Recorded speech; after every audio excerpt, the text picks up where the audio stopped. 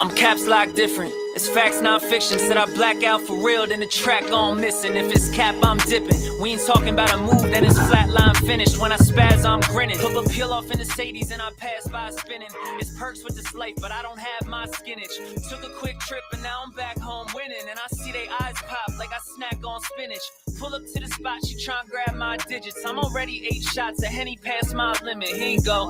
Hazards with a dash full of tickets. I'ma act like I don't see them. I got bad eye vision. Y'all can't pass my scrimmage. While y'all tripping, it's Aruba. I realized I had to go and flip. What's up, guys? Welcome back to episode 217 of Psychotic and Iconic. Paul's here along with my co-host Nick Theories and Philly Phil. Thank you to everybody that's tuned into the live stream. If you haven't done so already, please go ahead and share it. Thank you to everybody that likes, follows, and subscribes to all of our platforms. What's up, baby? Ah, man, you told me, bro. Nothing. Your man Joey B 0-3. Yeah, I know. It's gonna be funny too when we win that division. 0-3, cuz. And we're gonna win that division. Don't worry know about that. You'll find out. We'll get there. I can show you better than I can tell you. All right. All right, let's go. Jets dismantled the Patriots 24-3.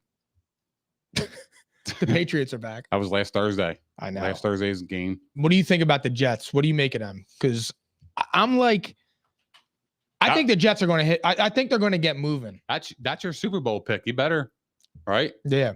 So are you encouraged by what you saw, or? Yeah, because I think they're getting it together. Aaron Rodgers last Thursday, bro, was moving out of the pocket. He looked fine. You look confident. He could still throw. That touchdown pass he threw to Garrett Wilson, if that's an inch to the left, that's a pick six all the way home. Mm-hmm. But he could show you, even at 40, he still has the velocity to get it past that cornerback. Yeah. So I'm encouraged by it. Garrett Wilson, he's kind of had like a slow start in terms of he hasn't been as eye-popping as people expected. Yeah, but it's not his He's fault. going through a gauntlet of cornerbacks. I don't even think it's that, though. I think it's the way they're playing coverage. They're literally doubling it. That's why That's Lazard's getting free. Yeah. Mike Williams hasn't done shit, which I find a little bit weird. Like I thought he was going to be, more involved though. They made a couple plays, but Tyler Conklin had a nice game. yeah.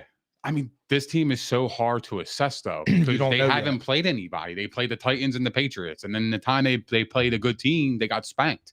And how good is San Fran? I mean, they're 1-2. You don't know. You don't know. You know what I mean? So it's like, but although I think the week 1 was a bad spot for the Jets, we said that, coming into the season. Not me. Oh yeah, well you had them winning. I thought it was a bad spot Yeah. from the go, but yeah, I mean, then you play the Titans and then you play the Patriots. Okay, I'm yawning a little bit. I will say though, the dogfight against the Titans, I think it was good for them. Sure, absolutely. Fight through it, adversity, It was shit on the like road. that. It was on the road, so it was a good road win. But again, it's the Titans. You know what I mean? It was Yeah. Will Levis. Like, I don't know. I expected more from them. If everybody's telling me that the Jets are all this, but I feel like they should blow out the Titans. But they did take care of business against the Patriots. They manhandled them, honestly. I think the Patriots should bring in Drake May. Yeah. When? ASAP. When do you- ASAP. when Just do get you- him reps. When do you think he actually will come in, though? Like, if you had to predict. Let me go look at that schedule real fast. Because I think it's going to be next week's game against the Dolphins, because the Pats play the Niners this week. I think they're going to get absolutely smoked again. Although they are coming off 4 days of rest, but the Niners coming off a loss, back-to-back losses. That is, I feel like that's trouble for the Patriots. I think the talent level is just uneven. So I feel like they're going to get smacked. I think the Patriots play the 49ers, that's an L. Then they play the Dolphins, that's an L. They play the Texans, that's an L. The Jaguars, they're trash. I don't know about the Dolphins. I don't know about that game. Yeah, we'll see. We'll see. It's in Foxborough. So Yeah. I'm going to say against the Jaguars, he's going to come in. And I say that because the week after that, they play the Jets. What week is that? That is week 1. Wait, 1. Is that week? Because I have him coming in week 5. 1, 2, 3, 4, 5. Against the Dolphins. I got him week 7. Okay. Against the Jags. Okay. And because I just feel like I just feel like that's a good spot for him. They go on a 3-game losing streak. You bring in Jake May and try and see what he's got. You're not going to start him against the Jets. That's a division rival. You're not going to start him against the Texans. They're a good team. The Jaguars they're trash. So I feel like that's a good spot to bring him in and get him ready to then go against that Jets defense. I know. I just feel like the Dolphins might be a good spot, but The Dolphins isn't a bad spot though. I agree with you on Yeah. that. Like that would make sense too, to be honest. I just don't think it would be that early. But in my opinion, he should start. Like get him in there, and you have to know. Well, it's not even that. It's just like your team. I mean, how confident are the Patriots going into each game knowing that Jacoby Brissett is their starting quarterback? Like, I feel like they're always, you know, they're behind the 8 ball every time they take the field because Brissett's a bottom 8 quarterback in the league. Although he's a good player, he's a good backup, but he's not a starter. He better than Trevor Lawrence. Well, he's not the thing is he's not a starter. He's a good backup. I think he could play. I just think he's a good backup. He's not a starter in his league. He could spot starter exactly. But yeah, I want to see what the kid could do. Why not? I mean, what's he learning? Yeah. What's he learning? We don't know. So I think they should bring him in. I'm with you. Giants beat the Browns. I called that. That was one of my favorite upsets of the week. Malik Neighbors, though, scored 2 touchdowns. That catch he made in the back of the end zone was awesome. Malik Neighbors is really like that, bro. He's really good, bro. He's going to be one of the top receivers in this league. He might already be in the better half of the league. Well, speak on that. What do you mean? Elaborate. He might be approaching that 15-20 range. He might be approaching that. Wow. He may be approaching that, dude. Is it too early, though? It's only 3 games. Bro, just look at what he's doing. Just look at the acrobatic. I'm saying test. Strictly when I watch him play wide receiver, I'm like, oh, yeah, this dude can route run. He has body control. His catch radius is huge. I mean, not for nothing. He's going to fuck around and save Daniel Jones's job. That's what it looks like. I don't think so, but I think Daniel Jones is out of there regardless after this year. I don't know. They fuck around and beat the Cowboys tomorrow night or something like that, and they get on a little game where they're 10-7 or something, 9-8. He might save his job, dude. You think Daniel Jones is going 9-8? No. I'm saying if by some miracle that does happen. Oh, well, if by some miracle Daniel Jones wins 9-10 games and Malik Neighbors has a 1,500 yard season with 10-11 touchdowns, yeah, dude. But why? But because my thing is that then the Giants' expectation this season was to win 9 games. Well, no, because what's their expectation? Because next year you're not going to have a high enough draft pick to replace him. Dak is signed now. Who are you going to go get? I mean, yeah, but at the same time, you can't go another year with this. You just can't. It's the same product. You're going to lose the fan base. You're going to. It's going to happen. Well, what do you think about Neighbors? I think he's awesome, but do I think he's a top 15 wide receiver? Not yet. I think he will be though. I think he's really good. He's got. I think he can be a top 10 receiver. Top 10? I think he can be. I'm not saying he is now, but I think he has the potential within the next year or two. It's really going to depend on his situation, though, at the quarterback position, because if Daniel Jones is his quarterback. But Daniel Jones didn't look that awful. No, he didn't look that Even bad. Devin Singletary has looked all right. Well, who do they play? The Browns, but the Browns got a good good upfront defense. They do. They're not. I mean, look, I think the Browns are trash because of their quarterback. I think Deshaun Watson stinks. I don't think the Browns as a whole stink. Yeah. You know what makes Malik Neighbors really, really special though? Like he has a really great point of attack. Like he just goes up in the air and just gets it at the highest point. And I think that's really special because he's aggressive. He's an aggressive pass catcher. And he has size. He has a skill set to make really good plays, especially in the red zone. That's huge. When you have a threat like that, all over the field, red zone, midfield, it doesn't matter. This guy could do it. He's really good. Giants really hit a home run with that pick. I know. They really did. Good for them. I don't believe Daniel Jones is going to last next year until next year. Speaking of hitting home runs with picks, I want to talk about one quarterback, and that's Malik Willis, because he's 2-0 with the Packers after they beat down the Titans 30-14. It just goes to show you that coaching is important. Mm-hmm. And to see Malik Willis have some success, it's like, good for you. I like the answer he gave when they asked him about the Titans game too. Yeah, awesome. I thought that was a good answer. But Will Levis just looks like he doesn't look like he's set up to succeed. Like, I just feel like it seems like a toxic situation between him and the offensive coordinator and the coaching. In Tennessee? Yeah. Oh, yeah. Like publicly calling him out and shit. And then he comes in there. He's going to lose confidence. But Will Levis doesn't look like the answer in Tennessee. I know, because it's a shame because I'm actually rooting for him. Me too. I think he's a gamer. Yeah, I think so too. Like he has that competitive spirit about him that I really like. Who he reminds me of? The way he I don't want to say this where it gets misconstrued. He reminds me, he has like that Phillip Rivers attitude. Yeah, I knew you were going to say that.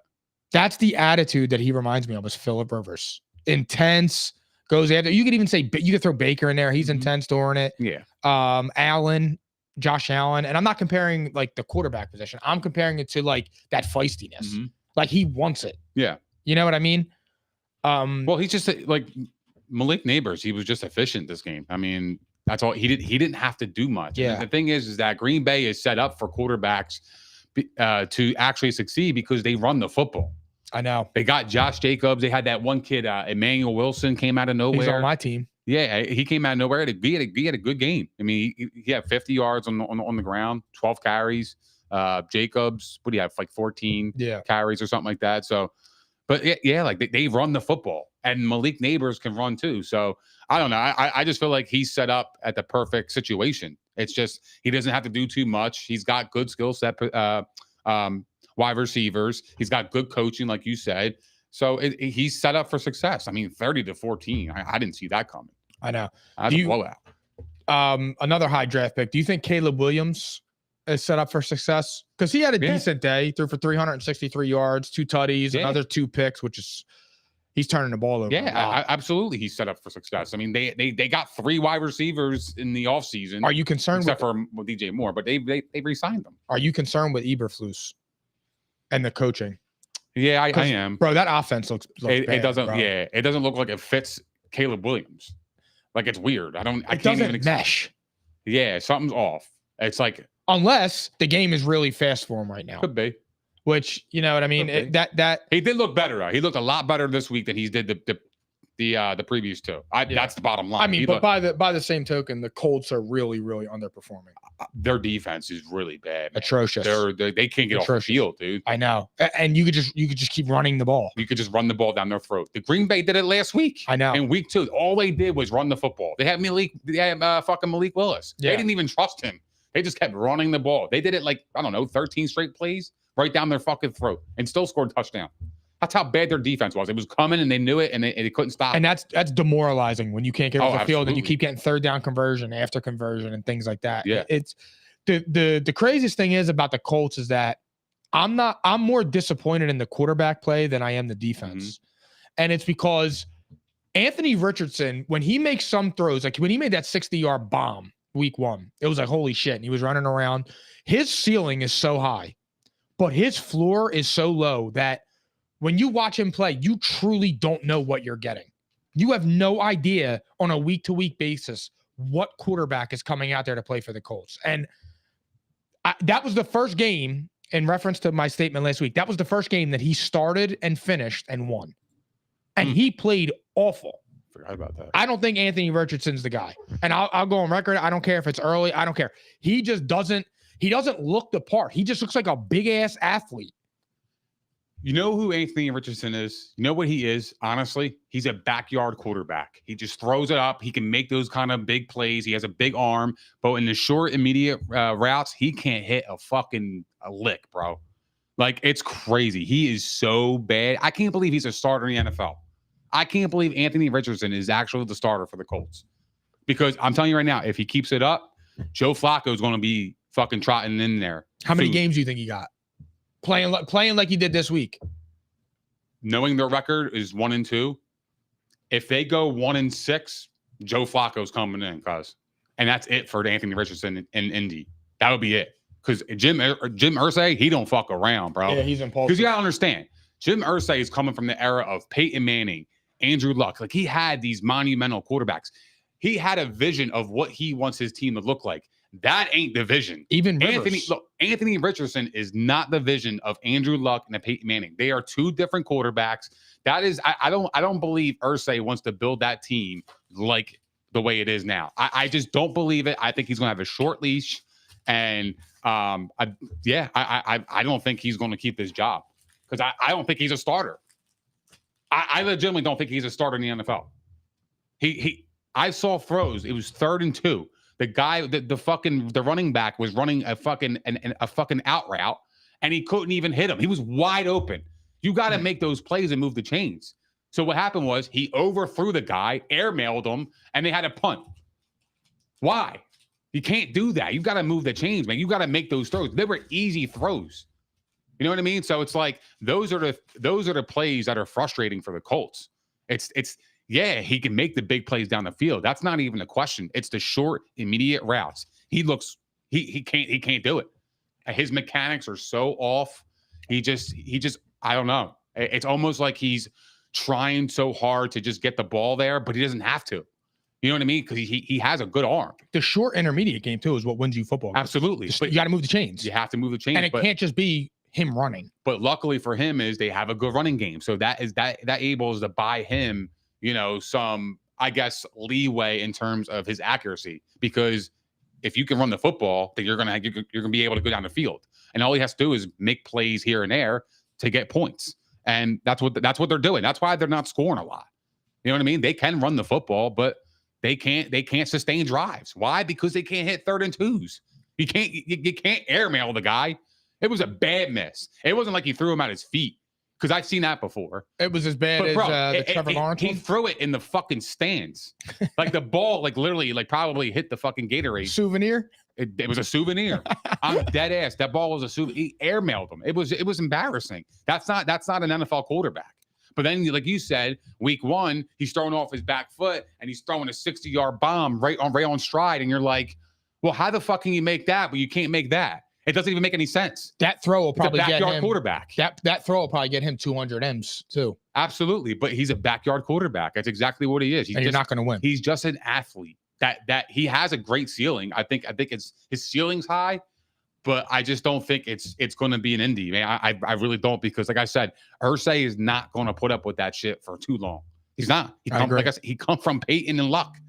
It doesn't even. And you had Rivers. It doesn't even correlate. You even had Rivers. He was a prototypical Rivers. Guy. They had Matt Ryan. Yeah, you had Wentz. He likes pocket passers. He likes those prototypical quarterbacks. Like, that's what he likes. And I don't see that with Anthony Richardson. I felt like he fell to them in the draft, and it was just like, yo, we need a quarterback, and they took a shot on him, and that was it. But other than that, I think he has a short leash. You know who had a short leash coming into the season, but no longer has a short leash? Sam Darnold. Why, you think he's going to be a starter from here on out? They just beat the shit out of the Texans. Like, beat the shit out of them. He's got the Vikings 3-0. 3-0. Yeah, it's crazy. And shocked. It's not like a 3-0 where they're winning on defense and like running the ball and keeping the ball out of Sam Darnold's hands. The dude is throwing. Yeah. He looks like a brand new guy. He looks like the guy that everybody thought he was when he was coming out of USC and he got stuck with Adam Gase in New York. That's who the Jets thought they were getting. That's what I'm saying. Yeah. And I'm happy as hell for him, dude. Mm-hmm. I really am, because it's just going to be, I want to see if he can continue the success, what happens. Because he wins 11, 12 games. What are you doing? You getting rid of him for nothing and going to get and bringing JJ McCarthy in? Yeah. Fuck JJ McCarthy. Yeah, I'm being serious though. Yeah. Because him and Greg O'Connell seemed like they fit. Yeah. Or Greg O'Donnell, whatever his last name is. But I'm like totally blown away by this. Totally blown away by, and I'm an Aaron Jones fantasy owner. Do you think I see what he's doing? Do you think it's sustainable though? Do you think he can sustain this success? Can you see Sam Darnold winning 11, 12 games with the Vikings this year? Or even 10? It's hard to say no. They have 3. It's hard to say no. It is hard to say no, but I've also seen Sam Darnold play pretty good football. Like, I remember he was on Carolina. He was just starting out. It was maybe his first couple of games. He was like leading the league in fucking rushing. Not like this, fam. Well, I know, but he had a great 2 weeks in Carolina, and everybody was like, holy shit, Sam Darnold. And then all of a sudden he fucking fell flat and he was garbage. So what I'm saying is like, it was an impressive win. I totally get it. But at the same time, it's like, I'm not willing to put all my chips in the middle yet for the franchise. Yeah. In terms of giving him the keys, because I don't know what he could do for me throughout the whole season. We're about to find out. That's good news. But he did get hurt too. So I hope he could stay healthy, because that was the other thing that's helping his case is that defense is one of the best defense in the league. Oh, they're great, man. I couldn't believe it. Brian Flores turned that entire fucking unit around. Dude. Yeah, he did. Like, they're flying to the ball. They shut CJ Stroud and the Texans down. Some people are just meant to be coordinators. Brian Flores, Josh McDermott. Yeah. Those guys like Josh McDermott is crazy. Josh McDaniels. That's crazy. You disrespecting that guy, man? My bad, bro. Well, he's fucking trash as a head coach. That He was his won last Super Bowls, though. That was his lasting impression. Won Super Bowls. Lasting impression. I agree, but he won Super Bowls. So sorry. What I don't even know why I came up with Josh McDermott, bro. Josh McDermott is crazy. But yeah, the Vikings, I feel like right now are the story of the NFL. Yeah. They're the story of the NFL. But fuck that, man. Were you surprised by the Texans' inability to score points, though? I mean, they had bro. Diggs, Collins, Dell, Mixon. Well, Mixon didn't play. Diggs was on one though. Diggs had a good game, but it was just it's the way that defense is playing. Again, Diggs had a good game. You know how many times we said that in Buffalo? Diggs had a good game and they still lost. Isn't that crazy? Isn't it ironic that this was the first game Stephon Diggs was the main target and they got blown the fuck out. Oh my God. They got blown the fuck out, bro. Why? So that's Stephon Diggs' fault. They got blown out. He's the main target. You should be, if you're getting the opportunities, do something with him. Nick, they scored 7 points. That's not Stephon Diggs' fault, bro. He was getting the pressure. Get open. Oh my God. Get open, cuz. What? Why? You're the main target. I can't even believe you're blaming the wide receiver on a team loss. That's insane. I'm not blaming the wide receiver on the team loss. I'm saying the inability to score points. You scored 7 fucking points, cuz. Yeah. And we just said how the defense is playing lockdown D. I get it, but come on, 7 points with CJ Stroud, who called himself a top 5 quarterback. Fuck out of here. You got 3 wide receivers, cuz. And you have a good tight end. I'm so proud of you. Like, stop the bullshit. You score 7 points. You call yourself a top 5 quarterback. You have three good wide receivers. You know how many teams that would die to have those wide receivers? I know Josh Allen ain't putting up the fucking 7 points. Go off then, Yeah, we will. Oh yeah, I can't wait to hear that. I don't even want to do that segment. However, I will say this. I did ask a few episodes ago, or like a month ago, will we keep the same energy for CJ Stroud that we keep for Jalen Hurts? Oh, yeah, he's definitely getting criticized. We need to, because I watched Jalen Hurts lead a comeback drive without Devontae Smith and A.J. Brown. So that's all I'm going to say to that. But I want to talk about that game. But here's the thing, dude, I'm not going to lie. I'm actually starting to hate Stroud, bro. Like, he's starting to get on my nerves a little bit, because last week with the whole Caleb Williams thing becoming a meme, like he's some veteran that came in here and he owns his joint. Like, who the fuck are you, bro? You're a second-year player trying to school a rookie. I understand it. I get it. You're trying to teach him. But the way it was portrayed and everything, it kind of felt like he was trying to son him. And it's like, bro, like you're second year in the league. And then the fucking following week, you get blown out by 27 to Sam Darnold. Get the fuck out of here. Sam is like that. He is like that. But he's like that too, according to himself. Top 5 quarterback. You have Nico Collins, Diggs, Tank Dell. I mean, bro, you have a plethora of wide receivers. 7 points is laughable. That's a joke. They should be concerned, honestly. They should absolutely be concerned. Because you know what? The Texans' offense, they haven't looked all that good. No, they haven't. They haven't. And like let's be truthful. They haven't looked like we thought. Yeah, CJ Stroud hasn't been that sharp at all. Film. Yeah. So, we'll see about that. I don't know. I'm very pessimistic about that Texans team, because Diggs just rubs me the wrong way, man. I can't wait to talk about Josh Allen. He's the fucking best, bro. I'm fucking proud of that guy, man, for real. 3 good games and he the best. See what I'm saying? Nah, I'm proud of that. I'm proud of him, bro, for real. All right, let's talk about the Eagles.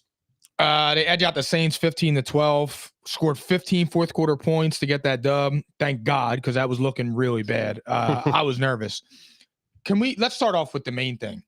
Nick Sirianni being allergic to 3 points. What is it with this dude in field goals? Well, here's the thing. Here's in the defense of that, because I do agree with you. You always got to take the points. But who's to say that Jake Elliott even makes it? Because it's starting to feel like that the Eagles lose confidence a little bit in him, because when he had an opportunity to kick the field goal, he missed. Well, you don't use him. Well, I'm just saying he's rusty. I'm just saying that when you had an opportunity, you missed. So it's like, bro, all right, did the Eagles know, like, is something wrong with Jake Elliott? Maybe he's not performing in practice, and we're like, do we do? I get it. I understand. Hold on. You know what's wrong with him? Nick Sirianni is icing his own kicker. I'll get the fuck out. He's icing his own kicker. He don't use him. Yeah, but that's not an excuse for him to miss the field goal. That's not even that's not the excuse. The bottom line is he had an opportunity, he missed it.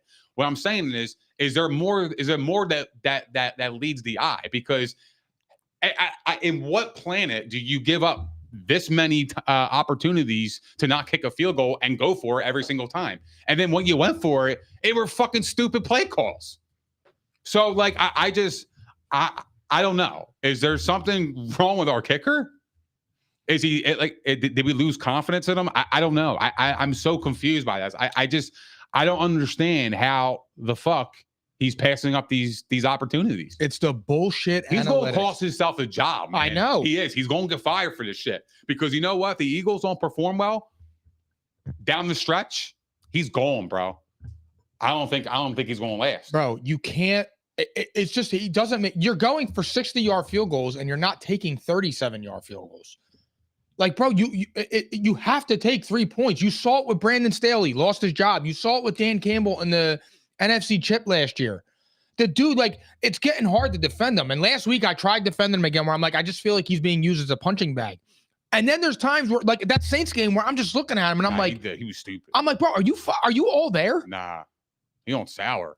Like, no, dude, like, it's honestly like I'm wondering, like, it's too fucking retarded. Like, it's insane. Yeah, it's crazy. I don't understand what he's thinking. Yeah, but what about the team around him though? Because I know he's making the final call, but there's people upstairs that are kind of talking to him and be like, "Hey, man, we should take the 3 here." Again, is it the analytics? Is the analytics telling you to go for it more than kick the 3? I think a lot of that I'm shit just saying. I think because usually those calls come from upstairs based on percentages. That's how they that's how they kind of make their calls. Some rely on it, some don't. But I don't know. Is that the case? Is it the analytics fucking it up? I just don't want to be scared. Like, every time we get in the 30-yard line, it's like, yo, if we don't score a touchdown here, we're getting no points. Here's the thing. I love going for it, but not that. Like not in that kind of game where points is so valuable, because it was going to be one of those kind of games where you're going to have to fight and scratch and claw to get any type of points against this Saints defense. They're good. They're a good unit, and they were home. So, like, yeah, you got to get points, especially when you're on the road. You got to get points, man. Anytime you get a chance to put points on the board, you take the opportunity, because what happens is when you don't get it, the momentum shifts, and it shifts even more because they're fucking home, and that crowd gets rocking in New Orleans. And the other thing is too, bro, is like, you paid a superstar running back all that money. Get under center, get him in the I formation where he could get a running start, and cut his ass loose. All that's going to do is open up the fucking passing game. You're not going to like what I'm about to say, though. And I know it. What else? I'm sorry. But let's be real. The Eagles are so lucky they paid Saquon Barkley. Oh, why would I not like that? No, but I'm going to tell you why. Because I'll be honest with you. Without Saquon, I think the Eagles are winless. I think the Eagles would be winless. I might agree with you on that. I think the Eagles would be winless right now if we didn't get Saquon Barkley. I truthfully, Green Bay had 3 touchdowns. We don't beat Green Bay. We don't beat the Saints without that long run. And we lost in week 2 against the Falcons. We would be 0-3 right now. Yo, can I say something? That's real. I know. And I hate to say that, but I'm like, man, like, holy shit. Well, I mean, we have to keep it real here. This is like, if you're being real about the Eagles right now, there's not a person in America or any Eagles fan that is not concerned about Jalen Hurts. And I mean, like, Jalen Hurts, I think Jalen Hurts is a good quarterback. But when you are a good quarterback and you are not a superstar quarterback, you cannot turn the ball over at that rate. Like, you just can't do it. It's getting to the point now where I'm not expecting Jalen Hurts to play a mistake-free game. Like, I'm expecting a fumble or a pick. And it's like, sometimes when he makes them, like, his interceptions aren't like a tip pass or something. Like, I feel like when he throws interceptions, it's just like, bro, what were you thinking? You know what I'm saying? Yeah. Those are the interceptions that are like head scratching, like the fumble that he had against the Saints. I'm like, bro, how do you fumble that? But I don't think he played that bad. No, he didn't. But Like, I'm saying, but you can't turn the ball over at that. Agreed. You just can't do. You cannot do it. And we talked about this before with Josh Allen, and we've gotten in our debates. Josh Allen, when you are that talented and you are scoring that many touchdowns for your team, excuse me, you can absorb the turnovers. They suck, but you can absorb them when you got 40 touchdowns. Yeah. When you have 25 touchdowns and 28 turnovers, you can't do that. Like Mahomes. Or Jameson Williams. Jameis Winston. When he went 30 for 30. You can't turn the ball over like that. And the Eagles defense played awesome. That was the best defense I've seen the Eagles play and I feel like in years. They played inspired, man. They played like their fucking hair was on fire. I was excited. Jalen Carter was about Oh my God. He had an excellent game. Fun fact, I found this out Davis today. had a good game. I mean, man. I found this out today, yo. Jalen Hurts has more tackles than Bryce Huff. That's insane. $55 million. He's horrible. Wow. Bro, why not put in Devin White? We really screwed up not keeping Reddick. Fucked up. Really fucked out. Us and the Jets need to trade again. Because if we had Reddick right now, man, we would be so much better. I know. We would be so much better. I think we beat the Falcons because I think we get pressure on Kirk. I know. You know what I mean? Like I think those are little things though. You know what I mean? But again, I'm concerned about the Eagles, but I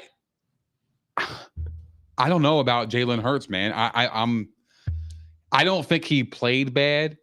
I just think that when you have too much talent, bro, you got to put points on the board, man. Like this is week 3 now, and he hasn't gotten better since last year. Like nothing improved. And I saw that week 1, and I was like, okay, well, it's week 1. You alluded to that, and that's fair. But now we have 3-game sample size. Can you name me one thing he does better than he does last year? No, his decision making got worse. He still looks slow when he runs at times. But the piano's on the phone. Yeah, like I don't understand that. Like he should be a fast guy. Jalen Hurts, I think everybody right now has their eyes wide open on him. But truth be told, I think quarterback play outside of Mahomes and Allen, the quarterback play in the NFL this year has been fucking abysmal. I would argue that Mahomes shouldn't even be in the conversation with Allen because I don't think Allen has been the best. I would say this year. I would say Darnold, Allen. Outside of week 2, Baker was awesome. Yeah. And you start thinking. I start thinking. I can't. Derek Carr. I mean, he just got shut down. Yeah, Derek Carr was great. Yeah, but I mean, you go to the high profile guys. Burrow. He's 0-3, but Lamar, last week was his first good game. Yeah. Lamar has had what, 1 or 2 good games. Burrow had a great game. But it's like when you see that, and then it's like Dak. What's he doing? He's not doing shit. He had 1 good game. Yeah.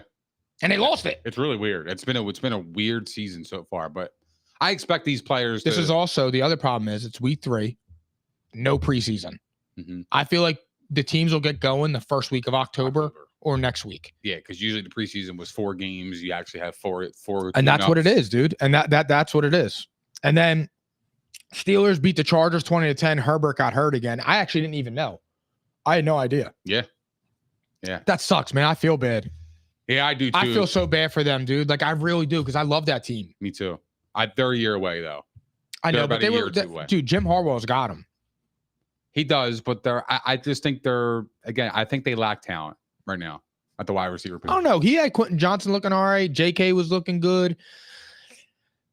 Herbert, I mean, he was playing efficient. He was playing good. Yeah. And when you got the coach and Harbaugh, it's just like, they can be something. It sucks now that he got hurt. And you're going to go to who? Easton Stick?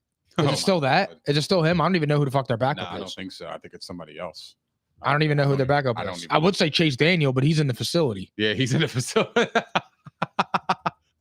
Hold on, yo. I gotta look this What do up. you think about Fields? Because for me, I think Pittsburgh should just come out and name him the starter. Yeah, at this point. Oh, they have Heineke. Chargers. Do they? Oh, yeah, they're in good hands. They got I thought he was still. Yeah, he's a perfect fucking fit for that team, bro. Like because they run the ball. No, it's not even that. It's his personality. His personality fits a Harbaugh. It just does, bro. Pause. Yeah. Pause on that. I know. I wasn't gonna say it. That came out so weird. It came out gay. You can say it. But yo, that's a personality match. I'm looking forward to seeing Heineke. But going back to Russ, dude, how do they turn cheek? Like, yeah, that's crazy. Sorry. Go ahead. But like, how do they turn to Russ? Like, I would just leave his ass on the shelf, bro. Like at this point, bro, you're a backup, dude. Because I'm not screwing up this mojo. They're 3-0. Who the fuck predicted that? Did you predict the Steelers being 3-0? I sure as hell didn't. I probably had them 1-2, 0-3. I had this team pretty much dead last in the division.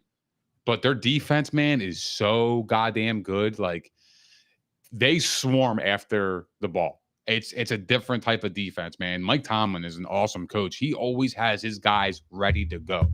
He is so underrated, man. It's unbelievable how just week in and week out, they're so prepared. You know what I mean? On the defensive side of the ball. If they could just if they could average 24 points, 24 to 28 points a game, this is a Super Bowl contending team because of that defense. Come on now, fam. I just said if they could score 24 to 28 with that defense, they're 100% Super Bowl. They're not going to be able to score 24 to 28. I'm just saying that's what they need. They're not going to get that out of Fields. They're not going to get that out of Fields. I'm just saying that's what they're missing. They're missing a quarterback that can get them over that hump. My thing with Justin Fields is like the bar has been set so low for him that, and the amount of assness that the Steelers have had to deal with at quarterback, of course he's an upgrade. But let's chill out on the Fields discourse. He still is what he is. He runs around. He hasn't when people talk about Justin Fields, it's like he's not turning the ball over and he's doing just enough. And it's like, well, bro, that's not going to get you anywhere. Again, when you talk about Justin Fields, the quarterback, it never involves a nice ass throw. I mean, he was 25 to 32, Mike. Bro, how many yards? About Fields. I'm not even a Fields guy, bro. How many yards? I'm just saying, 245. That'll work. Can he do it consistently? He had a touchdown and a pick. He's only had 2 touchdowns thrown in the year and 1 interception. That's what he is, Mike. It was one game. There you know, bro. It was one. I know that, but I'm just saying. At the end of the day, let me ask you a question. Would you be? So you're telling me you don't think Hurts got better, but you're defending Justin Fields? I'm just saying he was really good. He was efficient. I thought he was efficient in this game. But you're concerned about Hurts? Yes. Because Hurts got fucking paid, bro. Because you're saying that Hurts' bar is much higher than Fields. Absolutely. Because what I saw in the Super Bowl is what I expect. But nobody's ever going to play. He's not going to play like that, but like he hasn't been the same since. But I know he can get to that level. And we're sitting here acting 25 for 32 for 245, a touchdown and a pick is setting the world on fire. For Justin Fields, it is. That's my point. I'm with you. That's what I'm saying. Yeah, but that's what I'm saying. For him, that's a good game. He was efficient. Yeah. Like I think he got better this week. Like he looked like a better quarterback than I've seen. He's looked more competent. But again, that also goes back to the thing with the Bears. And it's like Caleb Williams hasn't looked competent. Well, he also has to get comfortable with the new offense. It's his 3rd game with the Steelers, and that was his best game. So honestly, what I'm saying is Fields looks okay with new coaching. Caleb Williams looks like shit the same way Justin Fields did with that coaching. Yeah. I'm like, if I'm Chicago, I'm nervous as shit. Oh, I'm not nervous. I'm nervous, bro. I'm nervous. Caleb has looked bad, bro. He's looked bad. Come on now. I know you like him and all. He doesn't look like Jaden Daniels. No. Jaden Daniels he's better. Like that's stupid. Why would I say that? No, it's not even that, bro. It's I'm saying that in terms of like you haven't seen one thing from Caleb yet where you're like, oh yeah, let's go. No, that's not true. That's not true.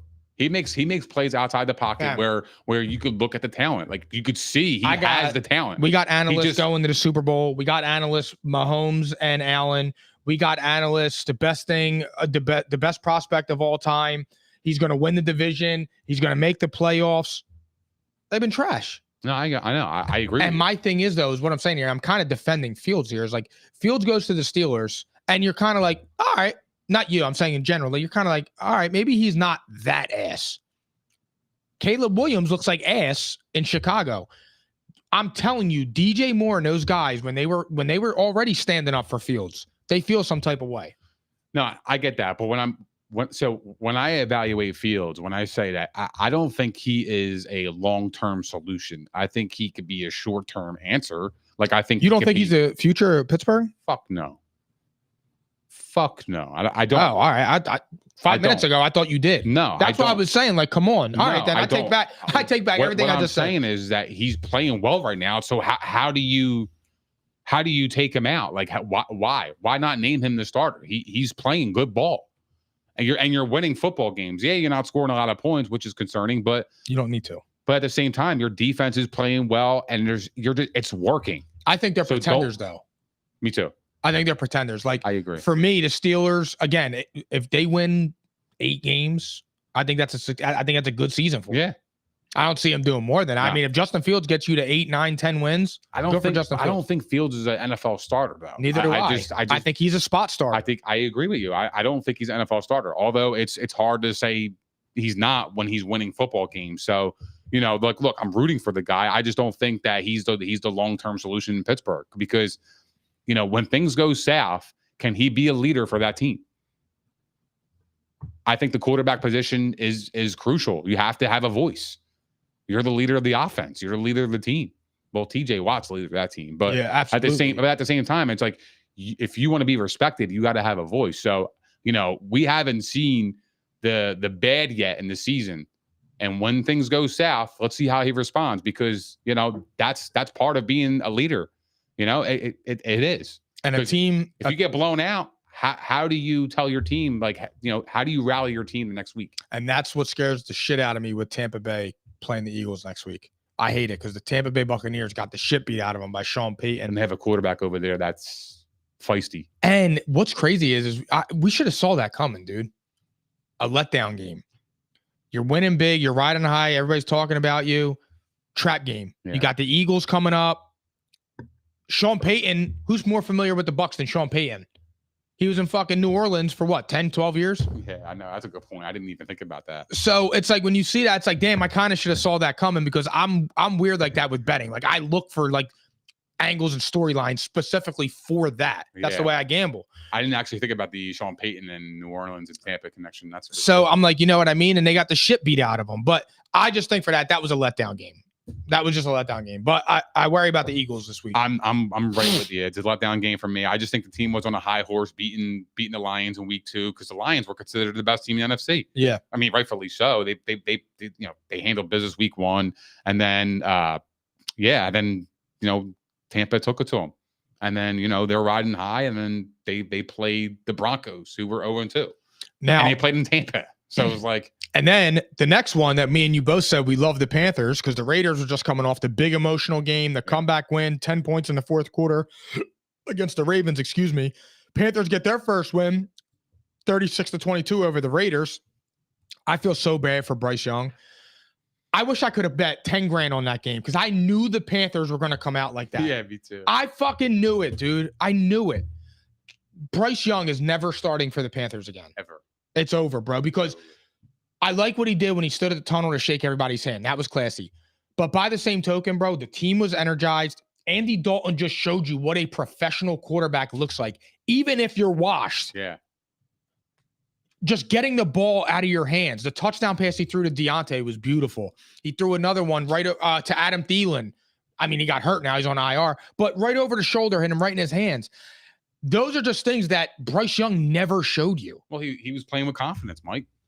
He's playing with confidence. That's so Bryce Young doesn't play with confidence. It's a shame, man. It's a shame, dude. But you're right, though. That team was energized, dude. They looked like they were confident that they were going to win the fucking game. Like, I've never seen that in the first 2 weeks. It was like, oh, fuck, here we go again. Deontay Johnson had 14 targets. Yeah, he was amazing, man. He had 8 catches, $122, and a touchdown. He was great. He was excellent. But yeah, I mean, Bryce Young, it's so I feel bad for him. Me too, man, because that's a shame. But Andy Dalton really just completely ended his career in Carolina. Bro, it looked like a different team. Like Dave Canals after in the locker room comes up and he was hyped up and shit. And you're just looking and I'm like, bro, what? And I swear when I saw that clip, I'm like, what is Bryce Young thinking right now? But it made sense though. I mean, Andy Dalton, dude, if you watch the game, dude, he was decisive. He was quick. He was getting his receivers the ball in their first break. On time. It was accurate. It was right there. Like he was making the right plays. Bryce Young didn't do that. He was double clutching. He was unsure if the pocket was going to collapse, and then he would scramble out when he had time. Like he was just so unsure, and he lacked confidence, and you saw it in his play. So, but Andy Dalton, he just completely just ruined his career in Carolina. I know, man. It's a shame, and like even Andy Dalton of all people too. I know. And the thing is, dude, it's like it sucks because on the other side, like for the Raiders, they're in quarterback hell too. Because what are you supposed to do? I mean, I'm sticking with Minshew. Me too. But I'm not going to Aiden O'Connell. I'm just saying, like they're gonna have issues all year too. Like Devontae Adams is sitting on the sideline. You could see him like almost like looking like, yo, what the fuck is going on? Yeah. Like it's not even worth these 30 mems. I know, man. That's not fun for him, dude. You're a superstar wide receiver, and the back part of your prime is being ruined with trash at quarterback. You know what's going to happen to him? He's going to have a Randy Moss trajectory.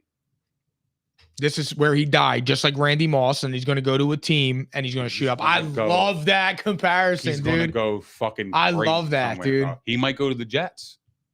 Jet up. You know what I mean? If he goes to Jets. If he goes to the Jets, yeah, they're definitely going. They have the best chance to go to the Super Bowl. And I will just text you, get with me. Because Garrett Wilson and Devontae Adams, he knows Devontae Adams more than anybody, right? Yeah. So you don't have to worry about getting on the same page. They're already on the same page, right? And then you have Garrett Wilson, and while he's still building chemistry with him, now he's in his second season. And none of the attention will be on Garrett. And we're just talking about energy. Could you imagine the energy Devontae Adams would have if he's going from Gardner Minshew and Jimmy G to Aaron Rodgers? And Aaron Rodgers looking the way he looked last week? Yeah. I do want to say, though, I fuck with Antonio Pierce, though. I really do. I think he's a really good coach, and I think he's really going to change the culture in Vegas. And I say that because, you know, it's week 3, and he's already thinking about doing a quarterback change. He doesn't want to lose. This guy's competitive. He's not content with losing. It's this guy losing is driving this guy fucking crazy. He said, it looked like some of the guys made a business decision. So we're going to make business decisions as well. I love that. Me too. I absolutely love that because at the end of the day, bro, it's a fucking job. Do your fucking job, man. You know what I mean? You're getting paid to do a job. So maybe they can fuck around and get some JJ McCarthy. I love it, dude. I think he's going to, despite the loss, despite the way the Raiders season's going, I still like Antonio Pierce. I think he's a culture setting type of coach. And I think you need that. I think they need that, especially that team, because they've been in fucking, you know, I don't know, purgatory for years. So now they need somebody that's going to crack the whip a little bit. They have to. Speaking of crack the whip, dude, like the Seahawks, they cracked the whip on the Dolphins' ass. Yeah, they did. They cracked their ass, bro. And it's a sin because Dolphins aren't winning shit until Tua gets back, whenever he gets back. But it's even like for fantasy, I apologize, Sean. It's over with Ty Hill. He's not giving you 30-point outbreaks. Yeah, could you imagine, man? Oh my God. That's not happening. Tyreek Hill you're in for a rough ride with him, bro. And Waddle and that whole offense, because they're gonna have trouble. They're gonna have trouble scoring. They don't have a quarterback. They don't have a quarterback. Oh, Tyler Huntley. Tyler Huntley's not changing that. Tyler Huntley was benefiting from an awesome fucking defense and John Harbaugh with an elite running game. A-Chain, you never know when he's gonna stay healthy. They're in trouble, bro. So are you telling me Tyreek Hill isn't quarterback proof? I don't look. You might have to put an asterisk with this dude, bro. Really? Skylar Thompson. Come on, bro. You can't blame Tyreek Hill on that. Well, can we name a wide receiver right now that's balling without a top quarterback? Yeah, Justin Jefferson. Although but Sam Darnold's playing great. I don't know, like, is Devontae Adams balling out? No. Justin Jefferson's quarterback proof, bro. Yeah, he is. So is D-Hop. Yeah, D-Hop is but too. Devontae Adams ain't quarterback proof. Speaking of D-Hop, yo, he had a good game, yo. He's back. D-Hop. That's my favorite, bro. I love D-Hop. But yeah, so you're telling me Tyreek Hill's not quarterback? Because I kind of feel like, in a way, he might be. But it's hard to tell, bro. Because if you get him the ball in space, he's gonna do something with it. That's what it is. So it's like, how can he be? You know, how can he not be quarterback proof? That's a good question. I don't know. I really don't. I don't even know how to answer that, dude. Because they looked so bad last week. They look like they couldn't move the ball at all. It was really bad. Their offense, they look like they're gonna struggle for the next couple of weeks. That's what I'm saying. Ravens beat the Cowboys. Cowboys almost came back and won that game. That was scary. I don't know what it is with the Ravens when they get big leads. They just we're like, nah, we don't fuck with these leads. I don't get what it. Is it? I don't know. I have They're no like idea. allergic to fourth quarter blowouts. Yeah, I have no idea why they're like that. They got to. That's a problem though, because when absolutely. you play, late in the season, you're going to get got. Do you think it was more about the Ravens or the Cowboys here? Like right now, would you say the Cowboys are a good team or are they a bad team? I think the Cowboys are middle of the pack. I don't think they're a overall bad team because I believe in the talent that they have. But I just don't think they're good because I don't think at this point, you just lost 3 straight home games after winning 16 straight. You got blown out back to back, right? And then you come in here, you almost got blown out again. You basically pretty much got blown out. The score looks better than the game indicated. The score is misleading. 100%. So it's like I'm looking at it, I'm like, wow, they're getting their ass kicked at home like this 3 games in a row. I mean, this is a continuous problem now. So now I'm looking at this team a little bit weird, and I'm like, yeah, they're in trouble, bro. This team, they're not a good football team. They're just not. And there's only so much that CD can do for you. And they look like they're unraveling too. And they got a schedule coming up. They got the Giants tomorrow night, which is not an easy game. I don't think the Cowboys are that good, bro. Tomorrow night's a tricky game. And that line opened at 5. And that's the worst fucking line in football. It went to 5.5 though. It's the worst line in football. It's become the worst line now, yeah. You got the Giants, the Steelers, the Lions, the 49ers, the Falcons, the Eagles, the Texans, the Commanders. Like I said, bro, they got a gauntlet coming. I knew they were going to hit under this year, though, in wins. The Cowboys are just the Cowboys, bro. Every time they're in a good spot or you think something's going to change, for whatever reason, that team just can't do it. It just can't do it, dude. I don't understand it. But you know what's funny about them? But they have the team that can make us eat our words in a week. Not me, because I already know what it is. I'm like 112. No, but what I'm saying is that we're already counting them dead. But next week they could blow out their opponent because they can be that good. Well, they only blow out bad teams. They've never blown out a good team. I know, but what I'm saying is when they put good games together, we kind of don't say we. You or y'all. No, you do. Never. You don't give them any credit for when they play well. Never. Why would I? Because they're fucking trash. You got to call it how you say it, though. Exactly. If they play well, then you got to call it the way. When you play well against a bad team, I'll say, yeah, they did all right. Then they come up against a good team, and it's like, they're all right. And then when you get to the playoffs, I say, I know what's going to happen. I know what it is. I know what's going to happen. I don't disagree. I don't love this Cowboys team. They're different this year, bro. That's not a good sign, bro. Micah Parsons, is he even playing? I'm being serious. He has done nothing. I don't think he wants to be there, but that's just me. Speak on it. But I don't think he wants to be in Dallas. I really don't. I feel like Dallas is good for his reputation based on the attention he gets. He looks unhappy. It's great for his attention. It's great for his podcast because Dallas Cowboys, they're a conglomerate, dude. They're the biggest franchise in the NFL. So it's like, yeah, he's getting all the attention, but I just feel like in terms of happiness and impact, like he's a little bit different this year.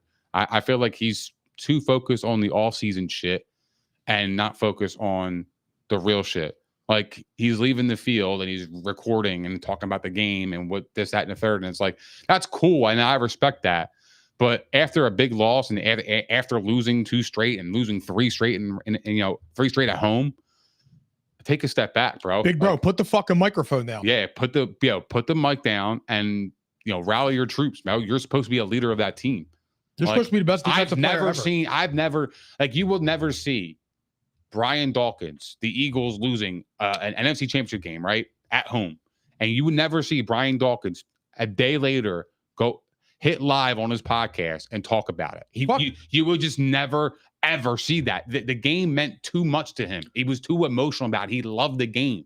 I don't see that. I just don't. When players care, guys like Dawkins, guys like Trotter, they gave a fuck, man. They did. And I'm comparing the different errors, but you could see the different errors. You could see like people that earned their shit, versus people that, they earn it, to get there, but now they're getting extra cheese, bro. They want their brand. They're getting extra money though. They're not their brand. The NFL players back then were relied, like their home was relied on making money in the NFL. They didn't have another avenue with podcasts and other brands and shit like that. Like their only income was the NFL. Now we got Parsons. He's got the NFL. He's got his podcast. He's probably got other brands and all this other shit that he does, commercials. Like he's getting other income. That's a lot of distractions. You're getting, like I said, I say it 100 fucking times. When you are in your young 20s and you're making that kind of money and you're getting that kind of attention, I don't care what anybody says. Your game is not going to be 100% on point at all times. It's just not going to happen. It's impossible. It's impossible. Could you imagine giving us that kind of money at fucking 23 years old? Bro, are you crazy? I'd have probably had AIDS. Are you fucking crazy? But that's what I'm saying. The maturity factor is so different. Like I said, the people back then, that era relied on their income as their play. That's why they cared. They were so emotionally attached to that game, man. It meant everything to them. Now it's like they lose and they talk about it. Oh, yeah, we got blown out. We'll be all right though. We'll be good, even though we're 1-3, or we're 1-2, and we just dropped 2 home games in a row. But we'll be all right.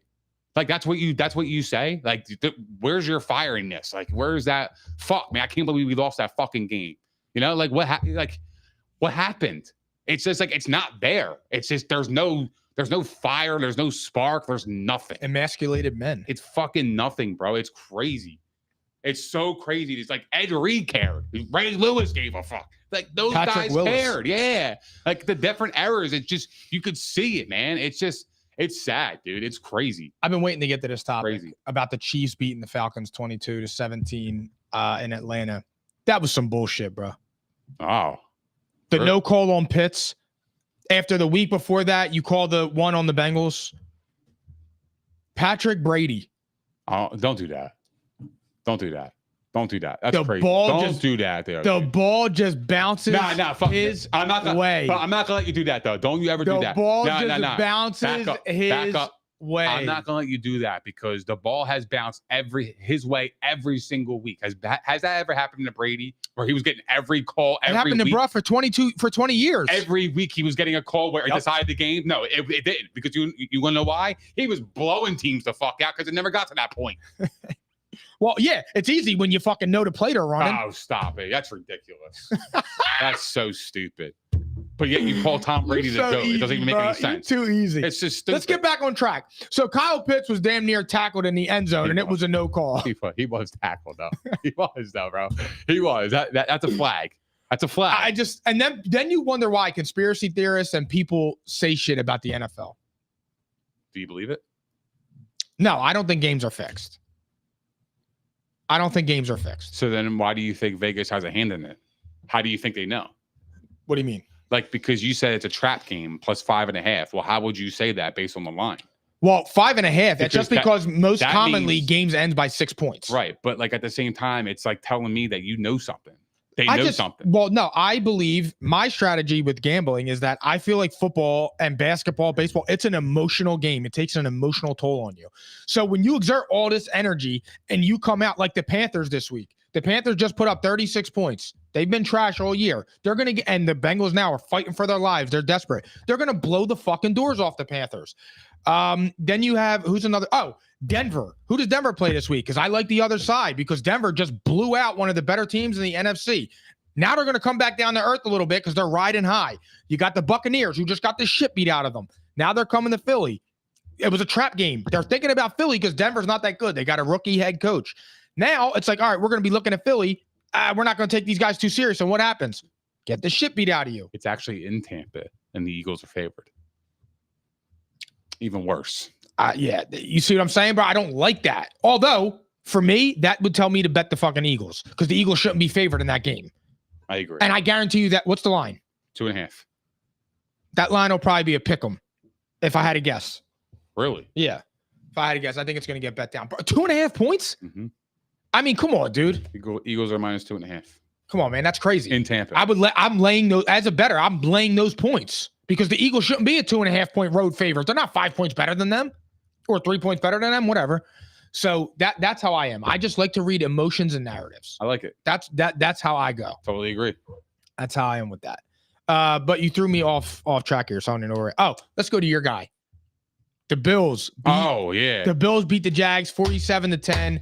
Before we get into JA-17, beat down, bro. Can we please talk about TL10?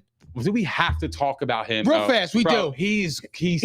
Yeah, he stinks. He stinks. Somebody smells like shit. wait.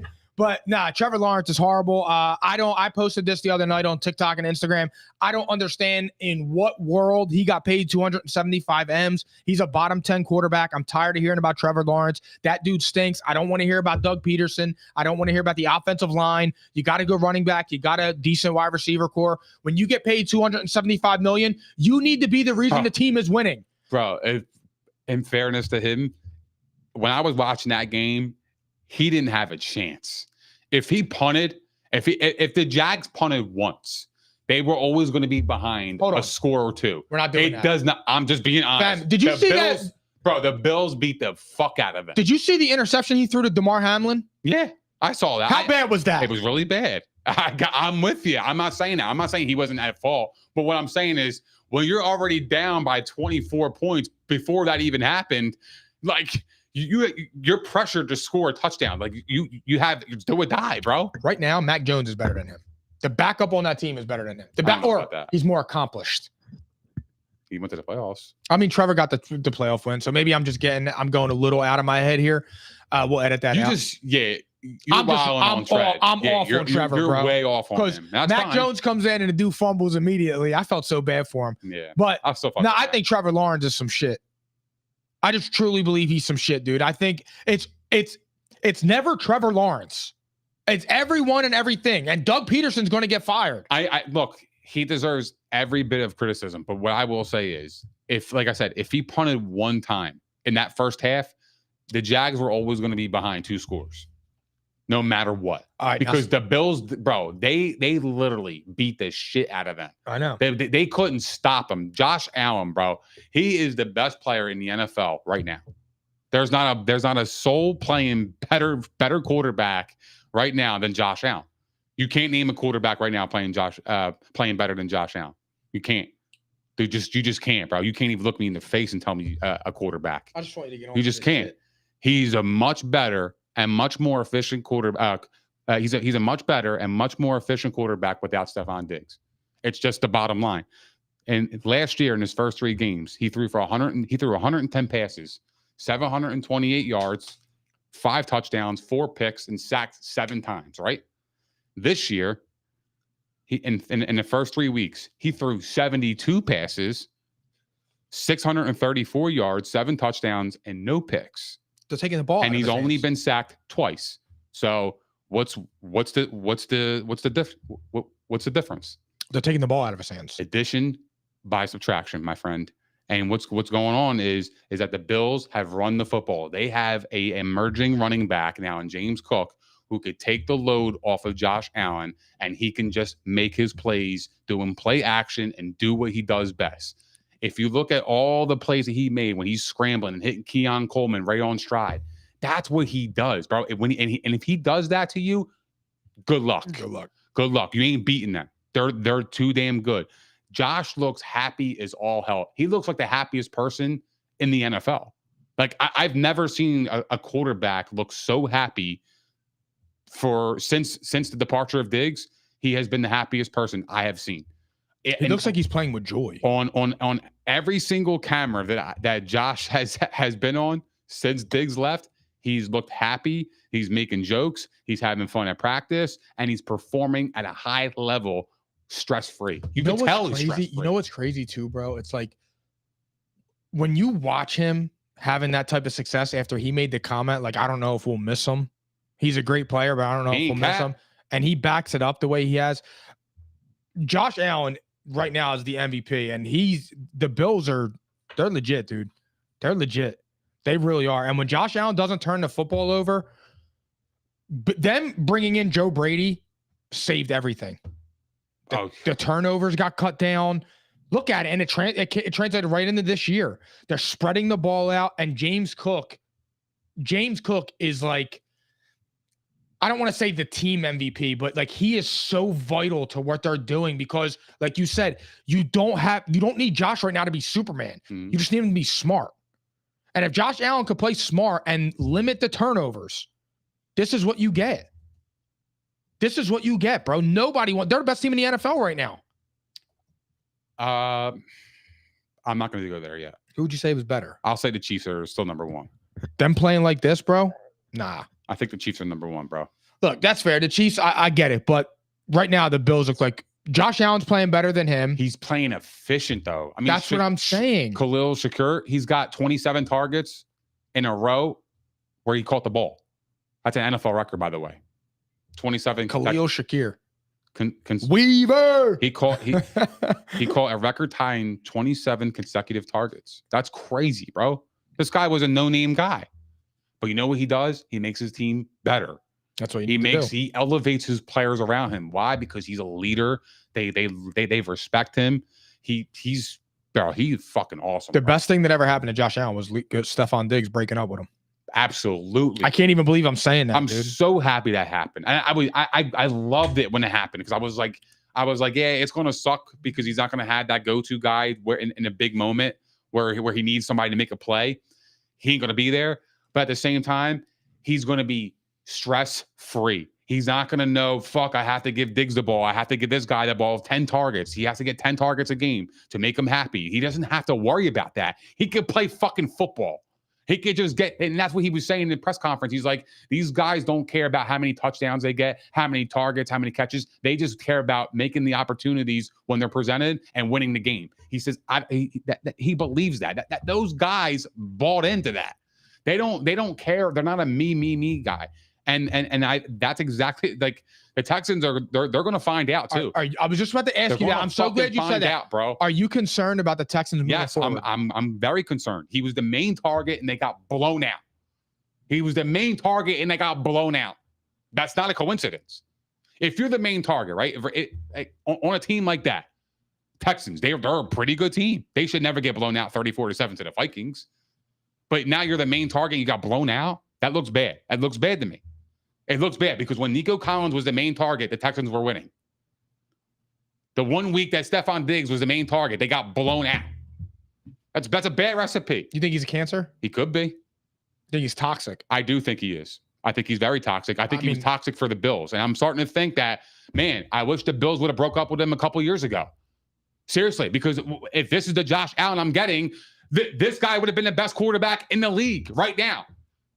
He would be. No doubt about it, bro.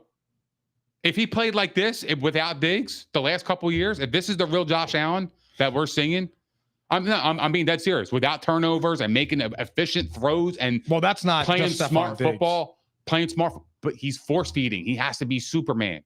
He's force feeding. That's what he was doing. He was force feeding him the ball. Why? Because if he doesn't get the ball, he's going to bitch and complain. Yo, man, I'm fucking open. Yo, showing him up in the playoff game.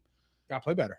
You got to play better. Come on, stop, bro. You want to go back to that argument again with him fucking dropping the ball last year? Nah, that's it was a fact. That's irrelevant. It was a fact. It's very relevant. Irrelevant. It was very relevant. You forgot the ear in front of it.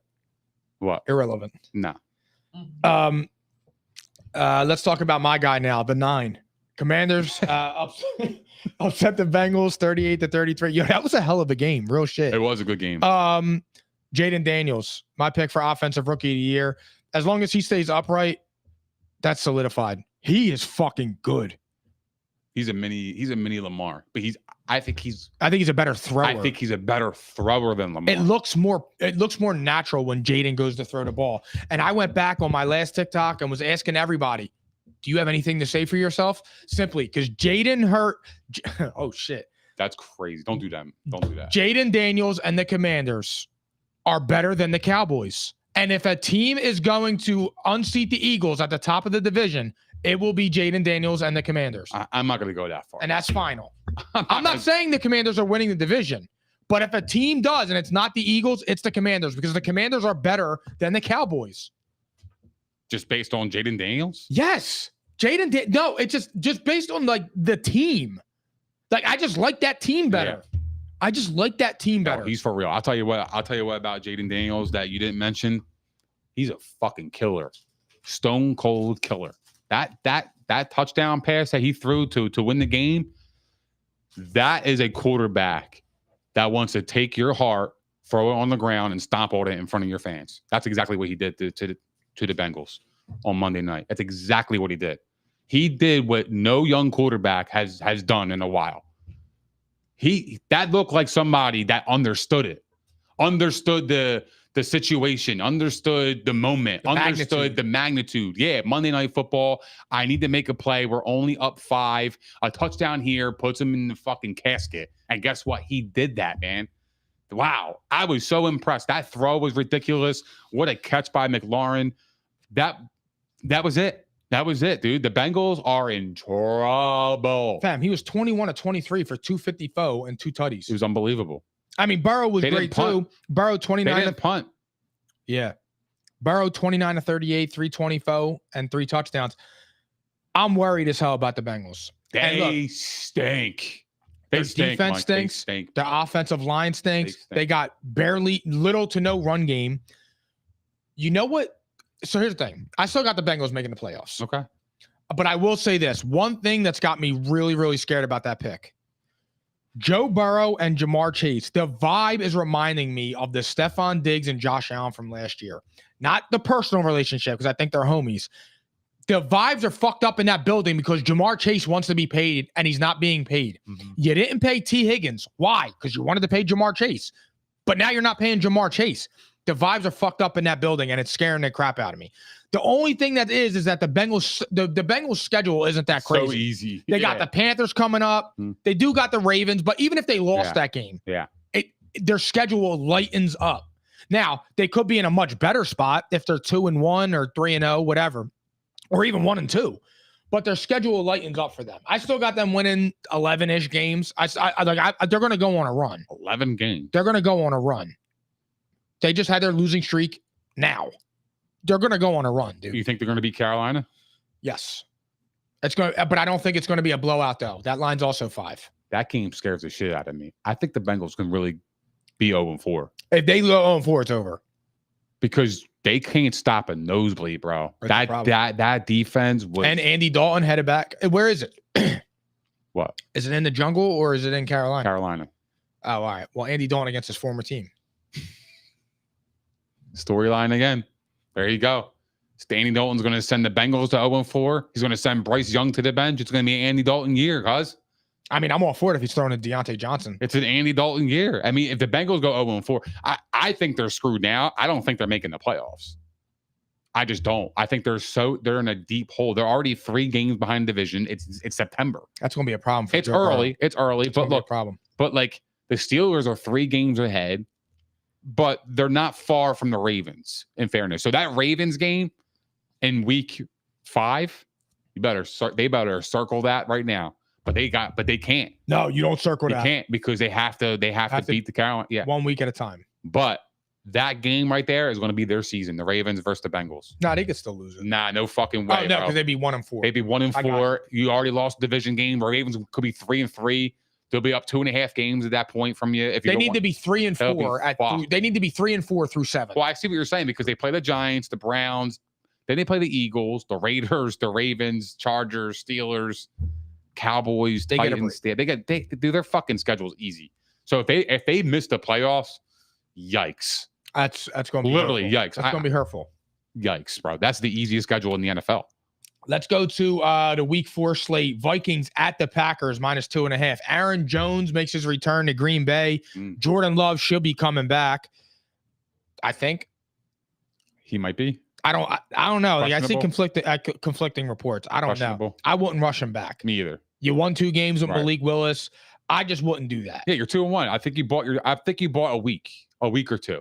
Like, even if Green Bay went 2-3, like, I don't think they're in danger of missing the playoffs. Like, not especially when the NFC looked this wide open. Yeah, I agree. Yeah, with the Rams being injured, even though they won. The 49ers are 1-2. The Eagles are 2-1. The Cowboys are 1-2. The Bears are 1-2. The whole NFL is coming out sloppy. Yeah, really, to be honest. Right. Look, it's hard for dome teams to come out of the dome. and I hate them going to play the Packers, but Aaron Jones revenge game. You got rid of him for Josh Jacobs. I like the Vikings here. I really don't. I like the sorry. Vikings to go 4-0. I just can't. Wow. I can't get behind Malik Willis. I can't get behind Leak. I get it, but at the same time, I can't see Sam Darnold going into Green Bay and putting on a clinic. I would be shocked. However, the one thing that scares me about this game, I'm so glad you just said that. The way I bet, you just had a big emotional win, smacking the shit out of one of the better teams in the AFC. That's not easy. And then this happens. Yeah, and this is a division game too. So I know. This is one of those games where I'm looking at the home team as the one that usually will take it. Yeah, I mean, look, they're 2.5. It doesn't even make any sense. The Vikings are 3-0. The Packers had their backup quarterback in, and their favorite. It's a great read. I mean, Serious. come on. They had That's a Malik great read. Willis, and you have Sam Darnold, who's playing out of his mind, and they're underdogs. That doesn't make any sense to me. I feel like this could be a pick'em game. You think this line moves? Because I feel like a lot of people should. I don't know. I think the Vikings at +2.5 is a sucker bet. It could be. 'Cause you just made some good points. I But just I mean, think like I that's a said, sucker the team coming out of the dome, like I get that angle. I just, like you said, you got a backup quarterback against a 3-0 team, and you're telling me they're a Malik 2.5 Willis? point favorite. Like Malik Willis. And we just talked about the Vikings defense earlier. I mean, they're top notch. Yeah. I don't know, man. That's a weird line. I think that tells me that I think Vegas is predicting that Sam Darnold's going to make a couple mistakes, and I think that's very well possible. Green Bay's got a good defense as well, so I'm gonna roll with the Vikings. Okay. I don't love it, but I'm gonna take the Vikings on the money line outright. And I think they go to 4-0 because I just think they're better right now. Yeah. I think they're better, and I think they're balling. I like Green Bay. I'm gonna take Green Bay, but I think the Vikings will cover. I think it's gonna be like a 1 to 2 point game. Let's go to game of the week. Bills at Ravens. Ravens -2.5 on Sunday Night Football. I can't tell you how excited I am for this game. Me either. I can't fucking wait. I can't wait. I can't wait, bro. I can't believe the Bills are underdogs. I can. And you know what? I'm happy they are. It's the spot. I'm so happy they It's are. the spot. Good. Bring that shit. They're going to go down. We'll see. Who do you think needs this game? Who I think needs this game? Truthfully, I think the Ravens need it. Okay. Because their psyche is like, to me, I feel like they only beat bad teams too, though. It's like when they play the powerhouse teams, they struggle. I mean, they beat the Cowboys. I don't think they're a powerhouse team, but the Ravens struggle to beat these teams. They need to get a nice solidified win on their resume now to build confidence in that locker room and be like, okay, we just beat the surging Bills at home. We're back, right? If the Bills lose this game, they're 3-1. I look at the division. The Jets are their only competition. The Patriots aren't, and either is the the Dolphins at the moment. So, yeah, if the Bills drop this game, I don't think it's a sweat for them, honestly. And I don't think they're going to drop this game. I don't. I know my quarterback is going to make the play when it matters most, and that's Mr. 17, JA17. That is. All right. Well, I got my 8. And the Ravens win this game. Okay. Absolutely. They win this game and they cover that 2.5. The Ravens are the desperate team. The Bills been coming out cooking. And it's time for them to lose. And they're going down. The Ravens defense will get Josh to make a mistake, which he often does. He had 3 games where he didn't make a mistake, and everybody's going, oh my God, it's crazy. 0 interceptions. I know what, for the first time ever? No, just a real shit. 7 touchdowns, no picks. What do you got to say? I'm actually shocked by that. I'm Why? impressed by it. I'm not. Bro, through 3 games, he should have 6-7 picks right now. If you watched him last year versus this year, you could see the difference. He's not forcing shit. Nick, he led the league in turnovers every fucking year of his career. He's making the right plays. Yes, I know that. He's finding the open guys, regardless who the fuck it is. It could be Shakur. It could be Keon Coleman.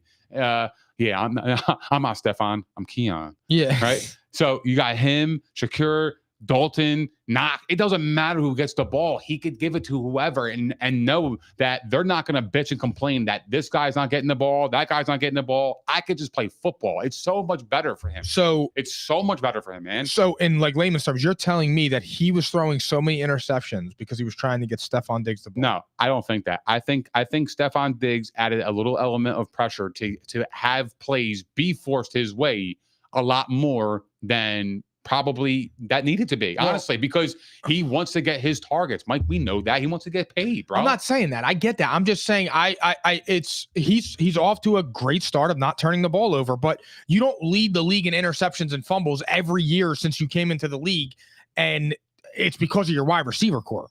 That's just you're just turnover prone. It has nothing to do with the wide receiving core. It has everything to do with the chemistry. I'm not talking about the wide receiving core. Well, he doesn't have any chemistry with these guys besides Shakir and Dalton. He has a great relationship with them. That's fine. That doesn't mean that you're not going to have turnovers. He's going to have them. He's going to have turnovers. But he could have one of those years where he doesn't have crazy turnovers. It's going to happen. But what I'm saying is, when you have a star wide receiver, you start forcing the ball in areas because you have to make a big play. So what about when you fumble 16 times? That happens, Mike. That's what happens. He's a running guy too. He runs the ball. He's a runner. It happens, bro. They fumble. All right. Lamar Jackson fumbles. You don't say shit. He has a fumble 17 times a fucking year for 6 straight years, Nick. Who has more fumbles this year? Probably Lamar. Okay. It's oh my god, bro. You can't. 2024. We're talking about this year, Nick. It's 3 fucking games. It's not a full season. That's what we're evaluating. 3 games. All right. You want to evaluate 3 games, right? I want to evaluate 6 years. Let's evaluate the last 6 years. We can. Okay. I can't even count that high for Josh Allen. He's been the second best quarterback in the league the last 6 years. He has. He just hasn't. He's been the best. He's been the second best quarterback in the league the last 6 years. And he has no All-Pros, no MVPs, and 1 AFC Championship game. No Super Bowl don't matter, bro. He has way better stats than the MVPs you're even naming. I don't care about stats. He blows him out of the water. I don't care about stats. I don't care about stats. So what do you care about? I don't care. I care about eye test. I want to look at you and know I can trust you not to do something stupid. So you're telling me you look at Lamar Jackson and look at Josh Allen. You're saying Lamar Jackson was better than Josh Allen. No fucking way, bro. We go over this every time. Mike, Nick, I've said my point on this a million fucking times. I think they're both B-level quarterbacks. Josh Allen's B-level quarterback. I think they're a B. Crazy, bro. I think they're a B. That's crazy. No, it's not. It's my opinion. I think they're B-level quarterbacks. Josh Allen has nothing to show for 40 touchdowns a year. And Joe Burrow's an A quarterback? Is Joe Burrow A quarterback because he went to the Super Bowl? Yes. Who gives a fuck? Did he win? Did he win? No, he lost. He fucking took an L. He lost.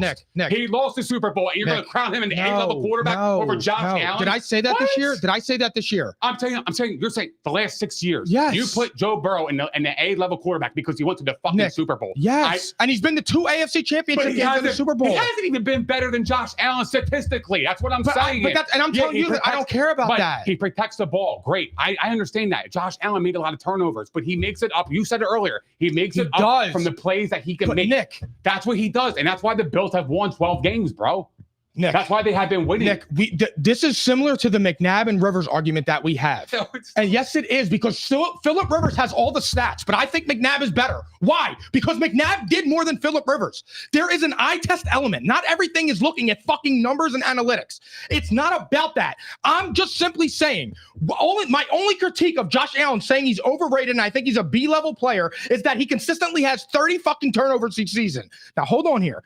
The other part of that element is he has no All-Pros. He has no MVPs. He has 1 AFC championship game. He's never been to a Super Bowl. Why are we just ignoring all of that? There is a full body of work that motherfuckers must look at. Lamar Jackson's body of work as a whole has been better than Josh Allen's, but he doesn't have 5,000 yards and 40 touchdowns. So it's like, okay, if I'm evaluating both and I'm looking at that, you've both been to 1 AFC championship game. You both lost it. Okay, you have 2 MVPs. You have an All-Pro. You have none of those. So yes, I think they're both on that even level of B. They both have not shown me that they can make a Super Bowl or win one. What is insane about that? If you're going off of the fucking eye test, okay, yeah, Josh Allen passes that more. Sam Darnold also passes the eye test as a better passer than Jalen Hurts. Do you think Sam Darnold is better than Jalen Hurts? No, you don't. That's what I'm saying. I think we're arguing 2 different things here. And we've been arguing it every week. Because you have a different criteria. You're I putting do. a Super Bowl appearance over Josh Allen's body of work, which is crazy. He consistently has put 40 touchdowns on the board and led his Bills team, Mike. No, what I was talking about with Joe Burrow, hold on. What I was talking about with Joe Burrow is he, in his 4 years, hurt, Super Bowl, hurt, AFC Championship game. So for me, when I watch Joe Burrow and he's healthy, I know what I'm getting out of him. He's good. I don't disagree with that. Did Josh Allen ever go into Joe Burrow's crib and bust him wide open? Did they have an opportunity? How many? I just asked if they did. I don't think so. Did Joe Burrow go to Buffalo and bust Josh's ass? Yeah, okay, and we blame Stephon Diggs. And it's like, if you're a superstar quarterback, you need to take that. Josh Allen was awful in that game. He was. That was probably one of his worst And games. my thing is right here, I'm saying this year, you're not catching me defending Joe Burrow. Joe Burrow played a good game against the Commanders. But, bruh, I don't care about your defense. I don't care about your offensive line. I've seen you win with that squad. You got to put on. And it's like, Josh Allen, you are doing great, bro. You have 7 touchdowns, 0 interceptions. You're doing your thing. Keep it up. Yeah. I don't think Josh Allen's a bad quarterback. All I said was I don't understand why everybody was saying that he's rivaling Patrick Mahomes and he's doing this or that. What do you mean, why? Because, Mike, when the Bills played the Chiefs, it was a rivalry. Yes, but he doesn't. That's why. Because he was the Bills were the only team that were closest to beating the Chiefs. They were. They were the only team that could stop the dynasty. But my guy beat them, Nick. And I understand that. But what I'm saying is consistently year in and year out, it was always the Bills and the Chiefs. Bills and the Chiefs. They always battled it out, and they were always close games. Burrow is in that conversation. When the Bills, when the Bengals played the Chiefs, you know you're getting a dogfight. That's what we saw last week, right? The Bengals stink. And guess what? They gave the Chiefs a hard time. Why? Because it's just one of those games, bro. It's a rivalry. Yeah. So that's why they put Josh Allen with Mahomes, because he was the closest thing that could beat them. That's it. He was. I know, but he never did. He never did. But he never did, and I hold that against him. I know you do, and I think it's a little unfair, because I'll be honest with you, that whole fucking defensive 12-second bullshit is it sucks for Josh Allen because it's going against him. Because if he wins that game, you're not even saying this. It changes history. And that's and to me, that's what I don't understand about this, is that, like, yo, you're going to take 12 seconds of defensive misconduct to allow your judgment on a player's success. No, it's not that. I just don't understand that, though, bro. The other thing is what about Zay Flowers? It impacts Lamar, because you were coming out here talking shit about Lamar. I don't disagree with that. But it was Zay Flowers that fucked that up. And then when you look at it, it's just like, bro, but it wasn't even that 2020. The Bills, up until right now, every year they've gotten worse. AFC Championship game, divisional round they lost, wild card they lost. They almost lost to Skylar Thompson. It's like, but Josh Allen, it's like, oh, he's this big playoff performer. Well, like I said, he's had like 2 really good games that inflated the stats. Yeah, but because you struggled against Miami. And then Joe Burrow comes in there and puts it on you and breaks up your team. Do you know the time of possession in those games? Not off the top of my head. That's what I'm saying. The Bills' defense, I watched those games. The games we're talking about that they lost in the wild card, and this, that, and the third. Bro, their defense doesn't get off the field. They didn't get off the field. They look like they are now. Yeah, they are now. And guess what? They're blowing teams out. That's what it is. That's what I'm saying. Yeah. That's how do you think Lamar gets his MVPs, bro? He's scoring. I know that, and we talked about that. Defense, and I know, and we're talking about winning, and we're going to see it. But that's what I'm saying. Like, you're going of, this guy has 2 MVPs, he has nothing, and it's like, I understand what you're saying, but at the same time, it's like you're going to put that edge of Lamar's MVPs over Josh Allen's like overall performance in his career. I can't wrap my head. No, I'm saying eye test for eye test. Like, yeah, Josh Allen just I fits think Lamar's it more. Awesome. Josh Allen fits it more. I know what you're saying. He fits the bill of a better quarterback. But I just think that they are like, I don't think after Patrick Mahomes, there's a second right now, obviously, is Josh Allen. But I just feel like you can lump them all in after Patrick Mahomes up until this year. Like, I feel like it was Patrick Mahomes, and then it was the Josh Allen, Joe Burrow, Lamar show. After that, I don't give a fuck what you do. That's fair. So that's what I'm saying. They were all on the B-level quarterbacks. You have to be a B-level quarterback until you make a Super Bowl. That's my criteria. Until I know you can make a Super Bowl, you're a B-level quarterback. And that's final. Because here's the thing. Josh Allen, in 2 of his 6 years, has had the #1 defense. You don't think he can make a Super Bowl? I don't know. He hasn't proven it. I don't know that he can make a Super Bowl. You didn't even pick them to win the division, and you think I'm crazy because I didn't. You think I'm crazy because I said they can't make the Super Bowl, but you're not crazy because they can't win a division with a 40-year-old quarterback. I was wrong. I was so off on the Bills. I thought they were going to be really bad. I thought Nick, they were going to struggle. My thing is, if you believe in Josh Allen, and you just yelled at bro, you believe in him so bad, but you didn't even pick him to win the division. I didn't yell at you. I don't yell at you. Just wait till you see that vein come out. Pause. Whoa. Just wait till you see that tomorrow when we rewatch this. That was awesome. But I'm just saying, you didn't even pick him to win the division. And I'm crazy because I don't think he can win a Super Bowl. I didn't see Josh Allen plays like this. He could win a Super Bowl. He goes back to the crazy shit. You can't win a Super Bowl with 30 turnovers. But see, the thing is that when I picked them to not win the division, is because it wasn't because of Josh Allen. It had everything to do with the offseason. They lost a lot of pieces on defense. The defense that I wasn't even high on to begin with. Then you lost pieces on that defense. Then you lose Stephon Diggs. Then you're like, okay, well, who's he got to throw to? Are they going to stop teams? Like I'm thinking this team's going to be struggling. I'm thinking Josh Allen's going to have to force the balls, going to be Superman, and he might get hurt this year because he's got to do too much. So I didn't have them winning division. I'm shocked of how they're playing. Joe Brady. Like I'm shocked, bro. I was so wrong on the Bills. I'm hoping I continue to be wrong because I really want to see Josh do it, bro. I'll tell you what. Joe Brady coaches Josh Allen to his first MVP, and this team wins 13 games. You can say bye-bye to Joe Brady because he's going to be a head coach somewhere. So if Josh Allen, if the Bills win the Super Bowl this year, oh my God, hypothetically speaking, right? I don't even understand, fam. Hypothetically speaking, if the Bills win the Super Bowl, which I would love, by the way. Yeah, I wouldn't even hate that. Would you put him in the Mahomes tier? I think you have to, and I don't think it's anything specifically with ranking Josh Allen over Mahomes all time. I don't think I'm not going that route. I'm saying as same tier. When you look at the NFL, when I'm saying, who's the best quarterback in the NFL? If somebody said Josh Allen, somebody said Patrick Mahomes, I think there's an argument to be had for each. So I would say that like if he won the Super Bowl with this squad, I think it will be one of the most impressive Super Bowls I've ever seen a quarterback win. One of the most impressive with this squad, bro. Mahomes was pretty impressive too. What, last year? Yeah. It was. That's why I said without Tyreek Hill, I got to give him credit for that. It would be Mahomes-esque in terms of he carried a team that nobody thought could win it, and he did it, and he was the sole reason they won. And I think it would change the narrative about Josh Allen's career and his legacy. I really do. And I would probably root for him, unless it was against the Eagles. Yeah, I would probably root for him in the Super Bowl. No way. Because I want to see if he can do it. I genuinely don't. It's not that I hate Josh Allen. It became a funny running joke because I said he was overrated, and that's your guy, and I know you want him to put you on all fours and shit. Like, I get it. That's so crazy. And it's just like that's how that came about. That's how that came about, is that I said he was overrated because it was driving me crazy when I'm watching him throw the ball out of bounds, and Dan Orlovsky is saying how good of a ball that was. He made a good decision. You see what I'm saying? I don't know what play you're talking about. It was a Monday night game. I'll find it. And Dan Orlovsky said it was one of the best throws he's ever seen. And the dude, it was a throwaway. Don't go there, though. Don't go there with the best throw I've ever seen. Patrick Mahomes' highlight is a fucking incompletion. In the Super Bowl against the Buccaneers. Is that the one you're talking about? Yeah. Yeah, that's what it was. I remember that's a highlight, bro. It was an acrobatic throw. So, yeah, I understand. It was an acrobatic throw. It was awesome. Oh, I'm playing with you. But see, I understand the dick eating you're talking about. I hate that. That makes me like hate on players.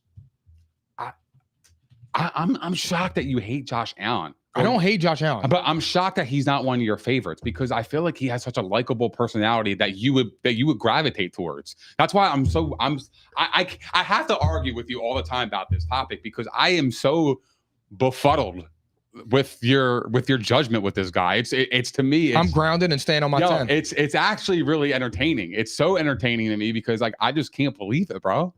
Like I just need to see more. I need to see more, yo. Like, bro, it's so crazy because if they fucking, I go back to that game all the time, bro. Like, I just, why? Why the fuck you keep closing your computer? Because like I just get so frustrated. Like, yo, why the hell? Why do you let 12 seconds of a defensive mishap cloud your judgment on somebody's able to success in the postseason? Like, to me, that's crazy. Like 40 and 30 is a problem. Yeah, but the point is that if he wins that game, you're not even talking about, oh, well, he's not successful in the playoffs, blah, blah, blah. Like, and if Lamar wins last year, Lamar would have been like that. And Lamar would have led a team to a Super Bowl. All that ifs is what it is, dude. That just unfortunately that goes into it. But it's like we keep talking about that 12 seconds. Like, well, you had 4 years after that to do it. Why didn't you do it, bro? I mean, it's hard in this league. It is, but when you are that damn good, you should be able to overcome things. That's what I'm talking about. He is that damn good. That's why they win 12 games a year. I mean, he is that damn good. He gets them in position. They just haven't been successful.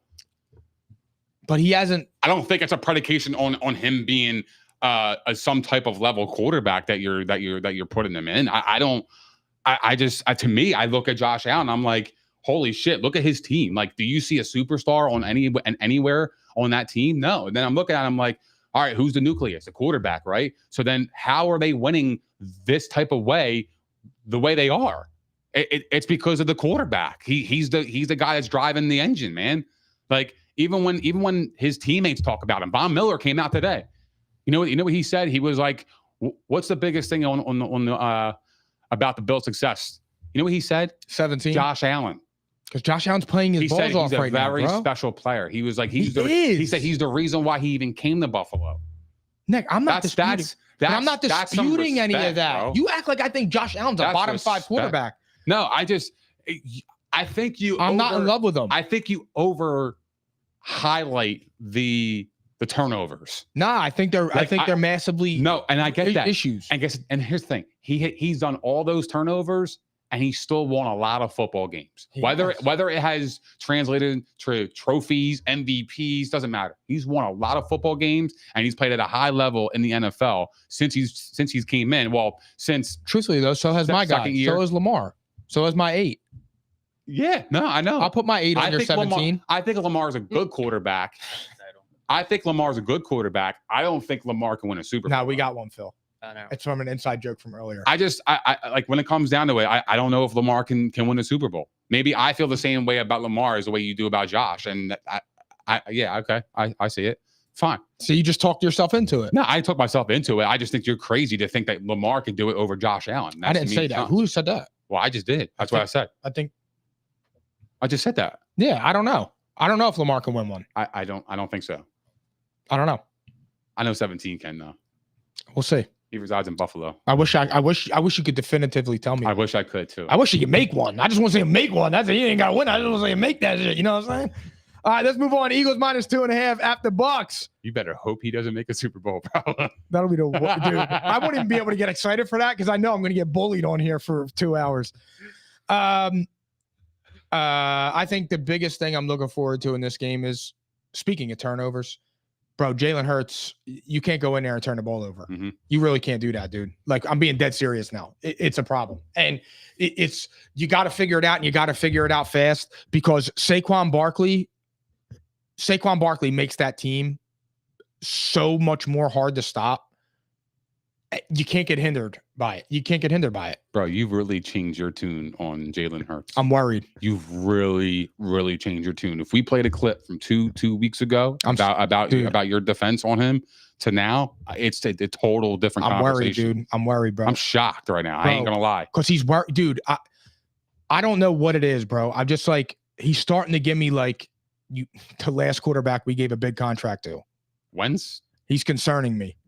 Dude. You can't, bro. I was just fighting this about Josh Allen. Like, this should tell you that I'm not just a Josh Allen hater. Well, he doesn't. Bro, you can't have 26 turnovers in your last 30 games. He didn't have AJ Brown. Bro, family. You can't. Does it matter, that, bro? Does it matter if he has AJ Brown or not, though? Not when you're turning the ball over like that, bro. No, not when you have a team like that. Not when Dallas Goedert has 170 fucking yards, cuz. Actually, I want to speak on that real fast. We all know Dallas Goedert could play ball. He could play. Why are we not using him? Why? Why did it take since a year? Well, here's the thing, though, Mike. That really concerns me is that Dallas Goedert had 170 yards, and we scored 15 points. If Dallas Goedert gets you 170 yards receiving, I would say we have 40 or 50 points. We should be putting up in the deep 20s, early 30s. Easy. We should be putting up 30 points. 15 points is a joke. Dallas Goedert got 170 fucking yards. That's crazy. How do you only score 15 points? How is that even possible? So I'm nervous, dude. I'm nervous, bro. And you know, it takes a lot for me to jump off of somebody's bandwagon. You saw it. It's week 3 and you already done with them. No. It's not that, bro. The nervous thing. I'm nervous. I know. But I'm not off the bandwagon. Like, I still believe in Jalen. It's just like, at this point, do I think like Jalen's like, can I definitively say like, yo, I think, remember when I was saying they don't have to win the Super Bowl this year. They just can't look like shit. They could win the Super Bowl next year and make a deep playoff run. I'm getting concerned about that, bro. That's that, bro. I'm getting concerned about that because it's not even like the defenses are crushing them, bro. He's making dumb mistakes. Mike, I'll say it again. When you said it was when I asked you, is it Super Bowl or bust, and you said no, it's not because of the contract situation. I'm saying it was because of the star power they have. If the Eagles do not make it far, or they do not have any type of success that they think they should have had, we're going to have a different conversation, bro. It's going to be a Super Bowl or bust kind of thing. And you know what? It's a shame. It's crazy that we paid Jalen Hurts, but who's to say the Eagles won't draft another quarterback? I love Jalen Hurts too, man. I know. I love Jalen Hurts for too. that motherfucker. Me too. So Absolutely. bad, I think he's good. I just don't think he's going to progress. I think we already saw his ceiling. That's what I'm. Yeah, I think we saw his ceiling. I'm so no glad cap. you said that because that's what I was trying to say. I just was saying it. I was saying it like I'm Joe Biden. Progress, right? I'm worried that is what's worrying me. Like, did he hit his ceiling? Was that Super Bowl? Mm-hmm. Was that Super Bowl the best game of his life that he's never going to be able to replicate or even come close to? And he hasn't had a game where he came close to that Super Bowl game, unless you want to say like the Chiefs or the Bills last year. Mm-hmm. After that, it's been bad decisions, forced plays, stupid ass decisions, holding on to the head ball, scratching shit. holding on to the fucking ball, bro. 3-step drop or get out, get on the run and fucking throw that thing. He holding on to the fucking ball, man, and that's why the people are strip sacking them and shit. And you're causing yourself harm, man. You gotta get yourself decisive, bro. Like, what happened to him just dealing? Like, did the contract fuck him up? Is he pressing? Is he doing too much? I used to see Jalen Hurts. If nothing was there, he would fucking take off, and not one linebacker was catching him. Bro, he gets caught now by like fucking linemen, and I'm like, bro, are you injured? Yeah. He wasn't like that. Are you fat? He was not like that 2 years ago. He was not like that. Bro, he has no burst. Quick. He has no burst. He was decisive. He like knew where he wanted to go. It's like now he's like, I don't know. It just looks like a different quarterback. I don't think he progressed. I said that week 1 after their win against Green Bay, even though they won, he didn't look. There was nothing different in his game. Like, that was the best game he played though this year. Yeah, Green Bay, and I still wasn't impressed. So what does that tell you? I know. So I'm just telling you, man. I root for him. I think he's a good quarterback. I just don't think his ceiling. I think his ceiling is capped. I'm an asshole, and I'm going to take the Eagles here -2.5 at the Bucks because I'm reading the line here. I just think I'm going off of the line. I have no confidence in this pick. I want to take the Bucks because they got blown out. I know their quarterback is really feisty. I think they're going to be ready to play, man. That when you have a quarterback that has that kind of intensity and competitive spirit, that team is going to rally around a guy that just got blown out and embarrassed a week ago. I wonder if that team will rally around them. I think the Bucks are going to win here. I wonder if Devin White will give him any insight. I don't know. I mean, he's been. I know. That's a disappointment. Shame. Really, he hasn't been dressed. He hasn't dressed at all. He got his spot taken. All right, let's go into the slate and then we get out of here. Cowboys -5.5 at the Giants.